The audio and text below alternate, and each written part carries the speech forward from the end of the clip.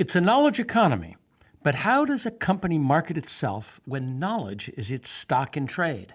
We'll talk to an expert on expertise on the next episode of The Market That Moves America. Welcome to The Market That Moves America, a podcast from the National Center for the Middle Market, which will educate you about the challenges facing mid-sized companies and help you take advantage of new opportunities. Today's podcast is about selling smarts. In particular, it's about how middle market companies whose stock in trade is expertise look for and find new clients and customers. I'm Tom Stewart, the Executive Director of the National Center for the Middle Market at The Ohio State University Fisher College of Business. We're the nation's leading research organization studying mid-sized companies, which account for a third of private sector employment and GDP and the lion's share of economic growth. It's the market that moves America. The National Center for the Middle Market is a partnership between Ohio State and SunTrust Bank's Grant Thornton LLP and Cisco Systems. I have a special guest with me today. It's Doug Johnson. Doug is the CEO and Managing Director of Catapult Growth Partners in Denver, Colorado. Doug, welcome to The Market That Moves America. Hey, Tom, it's a pleasure to be here. Thanks so much for inviting me. Tell the world a little bit about Catapult Growth Partners. You work with professional services firms. Tell us about what you do with, for, and to them. You bet. And actually, as we've worked with professional service firms as being, law firms, accounting firms, consulting firms, we're now doing more work with, business services firms that have a, strong services component. But our core is really that professional services section. And in a nutshell, what we really do for them is we help them think about their growth strategy and then help them execute on that, whether it's growing organically by expanding their revenue base and being better positioned and more effective with their sales and marketing, or in some occasions helping them think about growth through acquisitions. But it's really around setting strategy around growth and then helping them implement that. So it's not just a theoretical approach to strategy, but they result in really moving the meter for them. One of the things that interests me about this group of companies, well, there are a couple of reasons, but one is that an awful lot of these knowledge-based professional services firms fall into the middle market. So I think on the AmLaw 100, only like 31 of them are more than $1 billion. And so the rest are middle market companies. And I think the same holds true for a lot of architecture firms, IT services firms, some of the accounting and advisory firms. So as you look at that market, do you see a lot of similarities? I mean, do the accountants learn from the architects and the consultants learn from the lawyers, or vice versa? What do they have in common? Yeah, that's a great point. And to your point about the middle market, I think everybody knows, the names of, maybe like in the accounting world, the big four and a couple of big large law firms. But really, when you get down past 30 or 40 or 50th largest professional services in any sector, they really drop dramatically into the middle market. So most of these firms are really, middle market and serving the middle market community. And what's really interesting is we've shifted to, a knowledge economy and an information economy. The way these professional firms have always gone to market is, selling their expertise.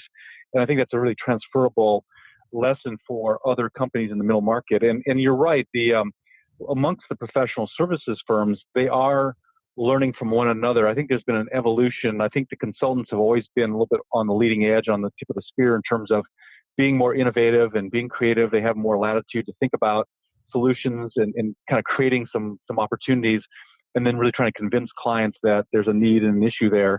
But I think, you look at the accountants and the lawyers and even some of the other firms are definitely learning from that and trying to position themselves more astutely and really trying to differentiate themselves, particularly as we go to, a much more global market. It used to be if you hired a professional services firm, you probably only looked in your local geography, for a lawyer, an accountant, or an architect.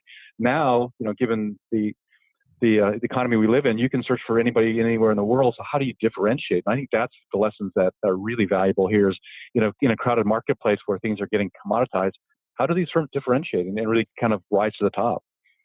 It's interesting when I think about in the other part of the business world, the non-professional services area, we hear a lot about people talking about we're not just selling products, we're selling solutions. We're not just selling services, we're selling solutions.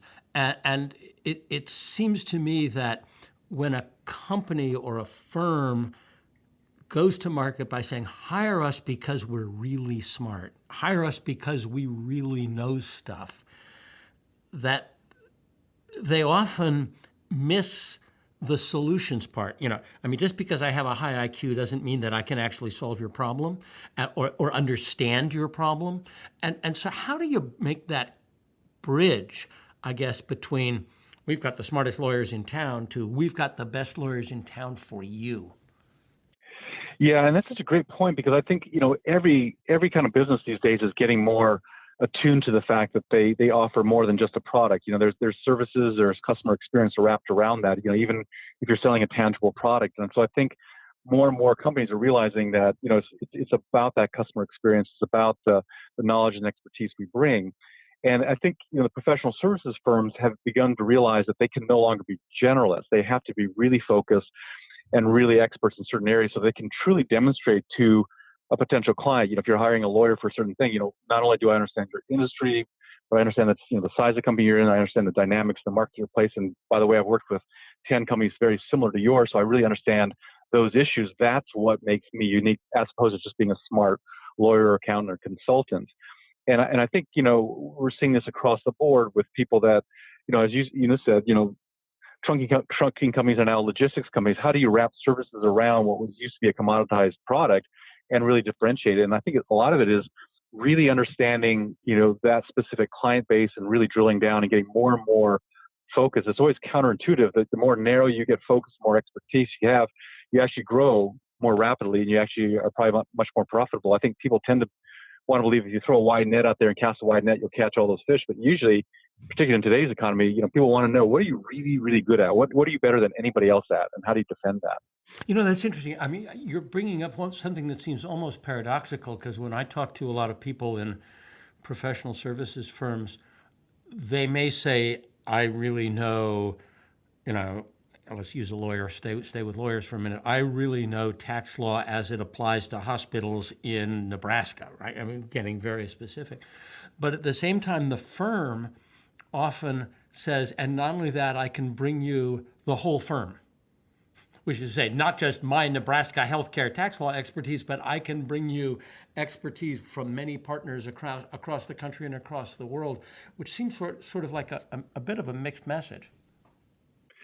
Yeah, it is, and I think what we're seeing firms doing is, they differentiate themselves on the shoulders of maybe someone that's truly a guru in their area of expertise, and then they bridge that gap and say, there's other things that maybe are a little bit more, I hate to use the word commoditized, but maybe more, run of the mill.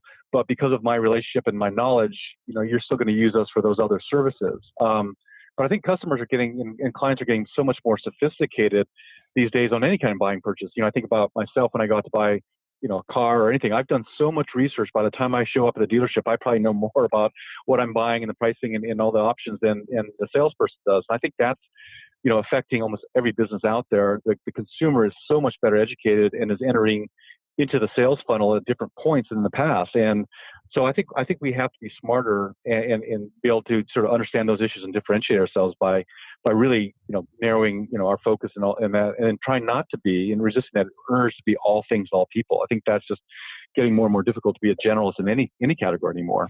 You made me think of something here, which was interesting when you were talking about customer experience a second ago, Doug. When I was doing some research on customer experience and services, I ran across a woman whose name is Lynn Shostak. I'm not sure if she's still alive, but back when she was the chief marketing officer for what was then Citibank before it became Citicorp. And she talked about how when you're selling products, there are ways of judging quality. You can slam the car door, you can kick the tires, you can go to Consumer Reports and whatever it is. But selling services, it's harder to provide that evidence. And she talked about the importance of creating tangible evidence. And some of that might be the diploma on the wall, but a lot of these companies that sell smarts try to create tangible evidence with white papers and research studies, and we do that a lot of that at the National Center for the Middle Market. How do those? What makes those work or not work?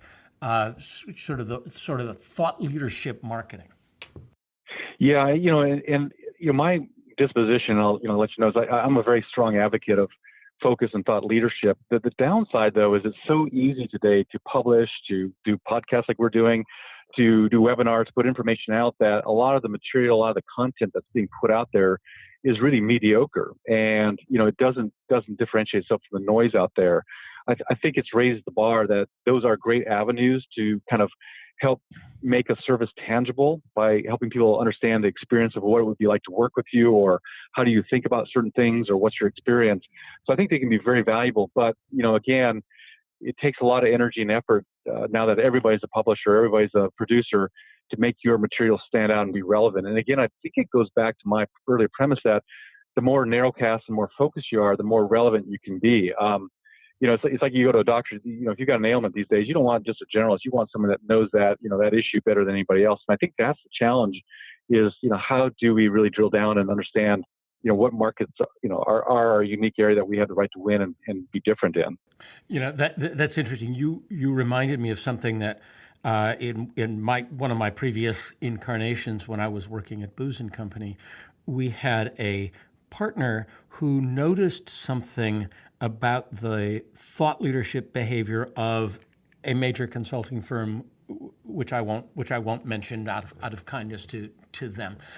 But he would notice that whenever somebody, we or somebody else, came out with a really innovative piece of thought leadership or a really innovative study, this other very well-known firm, within it seemed to him 3 or 4 weeks, would have a study that was sort of similar. And he sort of said, it's sort of like they're saying, they're very quickly putting a marker on the board saying, we do that. Don't think that, they would take somebody else's uniqueness and quickly do a copycat thing. And I think it underscores your point that when people can do that so quickly, thought leadership is going to work powerfully only if it's seriously good. It can't just sort of be me too. We do that. It's got to be, yeah, I do this and I really know it. Yeah, exactly. And thinking of, your universe of clients or customers being, a couple hundred, that we've targeted, we know them so well as opposed to, a mass market. And you asked a question earlier, I don't think I answered it completely, is, if you're in a services business or particularly in professional services, how do you make something that's sort of ephemeral, tangible and realistic? And there's a good friend of mine that has a really interesting sort of sales training company for professional services, a guy named Mo Bundle, but he talks about this concept of give to get. If you're a professional services provider, work with a client prior to being engaged so they get a sense for what's it actually like to work with you. Give them a couple hours of free time, do a little bit of research for them, come to their office and spend a half a day brainstorming so they begin to get a sense for how do you think, how do you work, how accessible you are, how easy are you to work with, things of that nature, to make something that, a little intangible, much more tangible. And I think more and more product companies are learning that, the same thing. I tend to drive a certain brand of car, and the way they treat me in that dealership is a unique differentiator, even though the car itself, I could buy it anywhere. And so I think it's incumbent on all companies, especially middle market companies, to really change the tone in terms of those services and the way, that they react. I keep going back to that customer experience, but if you can differentiate with that, I think that's really the secret sauce in today's economy. So Doug, think a little bit. Tell us a little bit from your work at Catapult Growth Partners. I guess it's the two ends of the telescope question.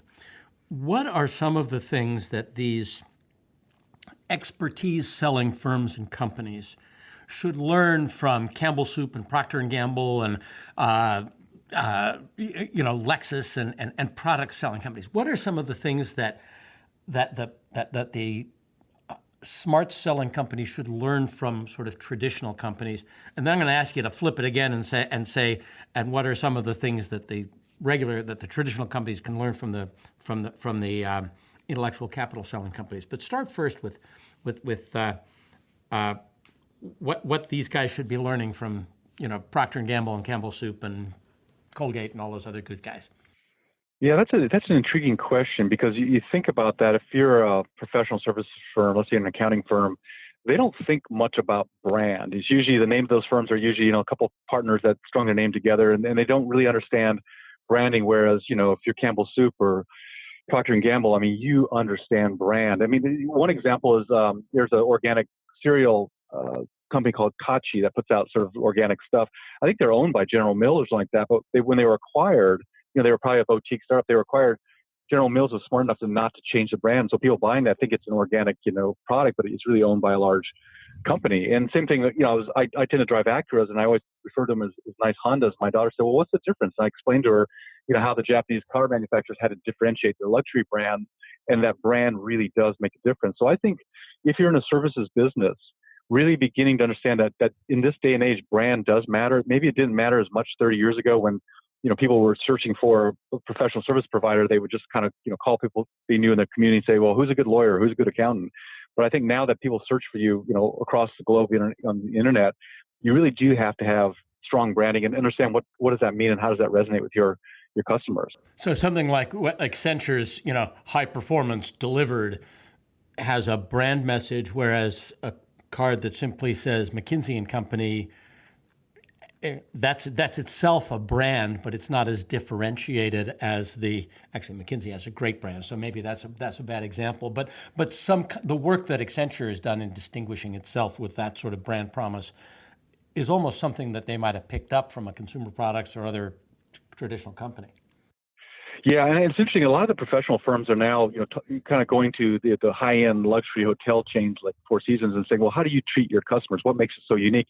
And how perhaps could we then emulate that, in the way that we treat our customers when a client shows up in our office? And brand so and I think people experience, begin to realize, yeah, exactly. That's becoming more and more relevant. Where I think 5 or 10 years ago, 15 years ago, professional services firms sort of thought, well, that's all fluff. That doesn't matter. It's all about how smart we are, and while that's still very important, that's just table stakes these days.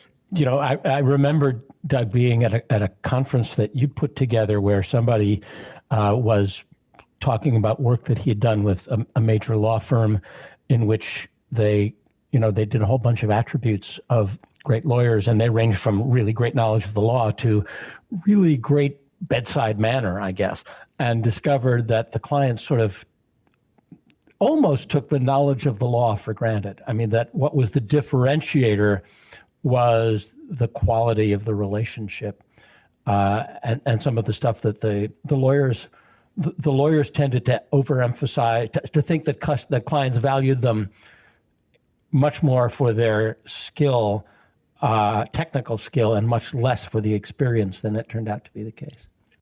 Yeah, and then the flip side of that telescope question was, what can products companies learn from professional services? And I think it is that narrow focus and truly specialization and understanding, how do we make our product unique to each and every individual? I mean, sort of mass customization and, one-to-one marketing, I think, is really becoming more resonant. And if you look at a lot of the car sites, you can build your dream car on the website and then go have it ordered, and have every feature specifically catered to your desires. I think that's more and more, the way things are going. So I think they can learn from that, it is a very narrow cast, very focused approach to make us relevant. I had an interesting experience a couple of years ago. There was a private equity fund that hires outside consulting firms to work on their portfolio companies and provide services. And the guy that screens, who they work with asked me a question. He said, so what do you guys do really well? And I went through a list of 5 or 6 things. He said, no, stop. What's the one thing you do as a firm that's better than anybody else in the world? And I, to be honest, sort of stumbled around. I didn't have a crisp, clean sort of sentence that this is the one thing we do better than anybody else in the world. And they basically said, conversation's over, because I only hire firms that can tell me what do they do that's so unique that makes them special and they're on a roster. And I think the more we can think about that, that's probably a smart way to go into the marketplace these days. So, Doug, I'm going to ask you, you've had a chance now to think about it. What's the one thing you guys do better than anybody else in the world? Thanks for teeing me up on that one. That's an easy question. You know what we really do is we help firms get ready. We help them increase their value, prepare for an exit, whether they're going to sell or buy another company. So really helping them with that process, get prepared and think through that and understand how to execute on that. That growth through mergers and acquisitions is really our core competency these days. I want to come back to you. We're out of time on this, but we're about to tee off a study on culture. And one of the things that's really critical in culture is what happens when companies get together or come apart.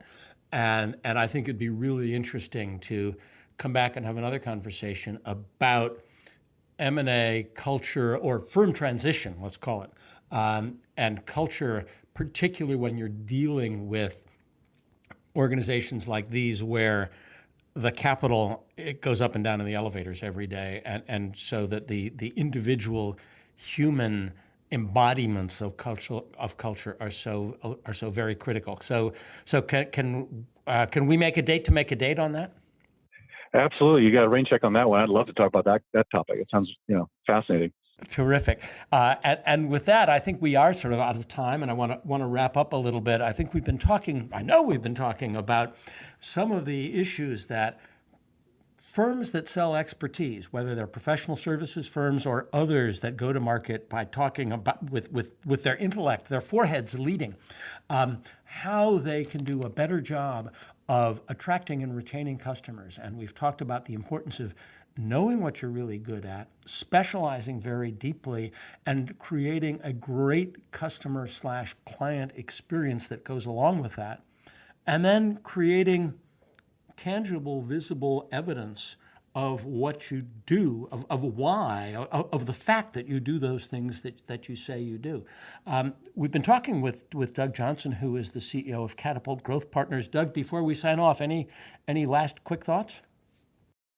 Well, I appreciate it, and these things are relevant for middle market companies. And I'll just go back to that one last point. Is again, we work with so many clients that it's so counterintuitive that the more focused and more narrow you get, the more opportunities you have. It just doesn't seem to be possible, but more and more we're seeing that does make a difference. And trying to be a generalist in today's market is just a really difficult place to be. You're in the middle of the road, and you're probably gonna get run over if you're running down that path.